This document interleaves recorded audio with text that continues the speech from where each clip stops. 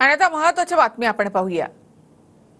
माजी मंत्री भास्करराव पाटील खदगावकर यांची घर वापसी, ओमप्रकाश पोखर्डा आणि मिनल खदगावकर यांचाही काँग्रेसमध्ये पक्षप्रवेश।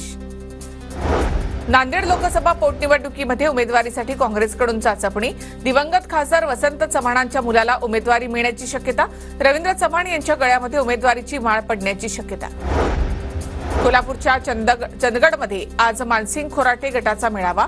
मानसिंग खोराटे चंदगड विधानसभा मतदारसंघातून उमेदवारी त्यांना जाहीर केली जाणार।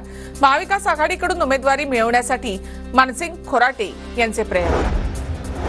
अश्विनी जगताप 20 नगरसेवकांसह पवार गटामध्ये प्रवेश करणार असल्याची चुकीची माहिती प्रसिद्ध, अज्ञाताविरोधात भाजपची पोलिसांकडे तक्रार दाखल।